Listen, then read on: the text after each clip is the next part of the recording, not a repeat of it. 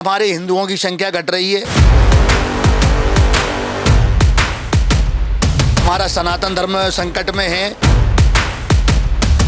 जो भी कायस्थ समाज दंपत्ति तीसरी संतान पैदा करेगी उसको प्रोत्साहन राशि के रूप में 21,000 रुपए देंगे।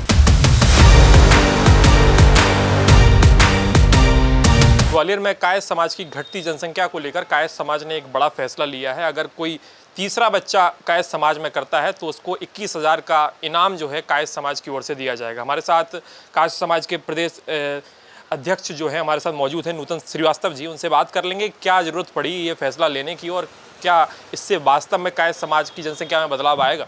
पहले तो स्वागत है आपका दायित्व। आपका भी बहुत बहुत धन्यवाद मेरे भाई। चूँकि कायस्थ समाज की जनसंख्या दिन पर दिन बहुत तेज़ी से घट रही है और कायस्थ समाज बहुत दिनों से चिंतित भी था इस जनसंख्या घटने को लेकर और काफ़ी सोच विचार कर और गहन चिंतन करके एक बैठक आयोजित की गई और बैठक में निर्णय लिया गया कि जो भी कायस्थ समाज दंपत्ति तीसरी संतान पैदा करेगी उसको प्रोत्साहन राशि के रूप में 21,000 रुपये देंगे। अगर वो परिवार गरीब है और बच्चे का पालन पोषण नहीं कर पाता है तो समाज ने ये भी उस बैठक में तय किया है कि उस परिवार का हम पूरे उस बच्चे का भी पालन पोषण करेंगे, उसको अच्छी शिक्षा देंगे और उसकी शादी भी करवाएंगे। हो क्या रहा है, कहीं ना कहीं हमारे हिंदुओं की संख्या घट रही है। हमारा सनातन धर्म संकट में है और ये एक समाज की बात नहीं है। हर समाज में लगातार कहीं ना कहीं हिंदुओं की संख्या घट रही है। पहले नारा था हम दो हमारे दो, फिर हुआ हम दो हमारे एक। अब ये पोजीशन है, आधुनिकता हमारे ऊपर हावी होती जा रही है। अब ये है कि आजकल की जो जनरेशन है, आजकल के जो यूथ हैं, वो आज ये कह रहे हैं कि हम संतान पैदा ही नहीं करेंगे। जब आप संतान पैदा नहीं करोगे तो जनसंख्या कैसे बढ़ेगी।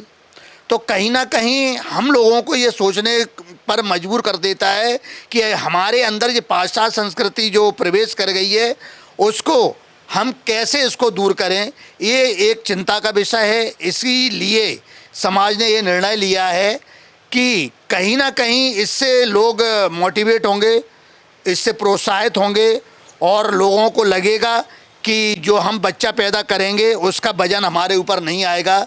हमारा संगठन पूरे उस बच्चे का जो भी होगा उसकी हम मदद करेंगे। और हमारे समाज में एक चीज़ और है, हमारे यहाँ लड़का और लड़कियों का रेशियो भी बहुत कम है। लड़की अगर 70 हैं तो लड़के 100 हैं और कहीं ना कहीं बहुत से हमारे समाज में बच्चों की शादी नहीं हुई तो संतान कहाँ से पैदा होगी। तो शादी का भी बहुत बड़ा संकट है। आपके पास ऐसे कौन से आंकड़े आपके पास हैं जिससे आपको पता लगा कि जो कायस्थ समाज है उसमें जनसंख्या जो है घट रही है और लड़कों की जो जनसंख्या है या जो अनुपात है उन लड़कियों की अपेक्षा या लड़कियों के अनुपात जो है कम हो रहा है। काफ़ी समय से करीब 30-32 साल से मैं इस क्षेत्र में जुड़ा हूँ, समाज सेवा के क्षेत्र में जुड़ा हूँ। कायस्थ समाज के अलावा मैं स्वामी विवेकानंद सेवा समिति के लिए भी काम करता हूँ। एक वृद्धाश्रम का भी संचालन ग्वालियर में कर रहा हूँ।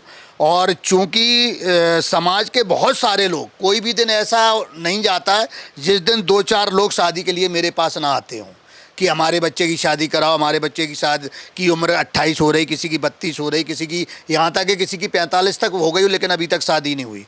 कहीं ना कहीं बच्चियों की कमी है। और जब हम कोई भी कार्यक्रम करते थे और किसी भी हम क्षेत्र में जाते थे तो देखते थे कि एक छोर से लेकर दूसरे छोर तक केवल और केवल कायस्थ समाज ही यह निवास कर रहा है। अब वहाँ जाकर देखा तो 1-2 घर बच्चे हैं और बकाया के घर पलायन कर गए।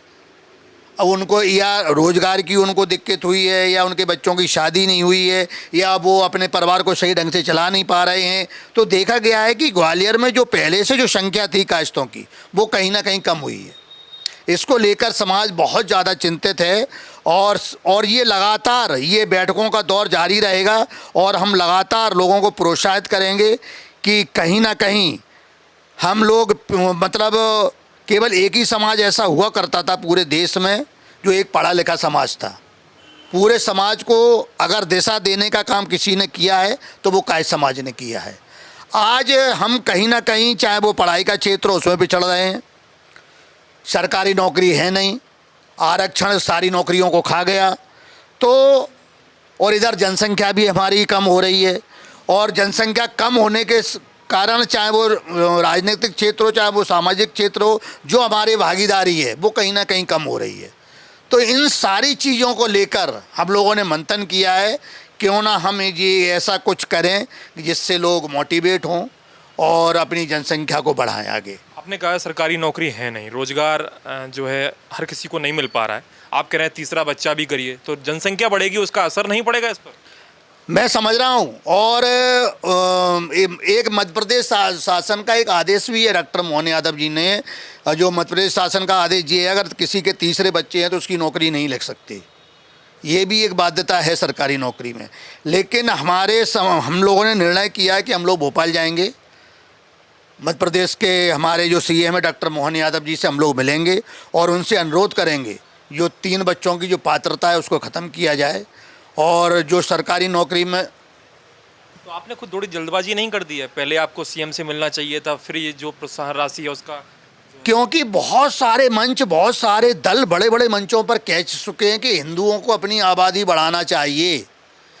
हर कोई हिंदुओं की आबादी बढ़ाने के लिए चिंतित है। हिंदुओं की घटती आबादी को लेकर बहुत से लोग हमारे, चाहे वो राष्ट्रीय स्वयंसेवक के हमारे संघ संचालक हो मोहन भागवत जी हों, वो भी बड़े बड़े मंचों पर कह चुके हैं कि हम सनातनियों को, हम हिंदुओं को अपनी जनसंख्या को बढ़ाना है। पहले भी आप देखो 8-8, 10-10 बच्चे होते थे, मोटा खाना रहता था, मोटा पीना रहता था और सब लोग मतलब एक साथ रहते थे, खूब गुजारा होता था।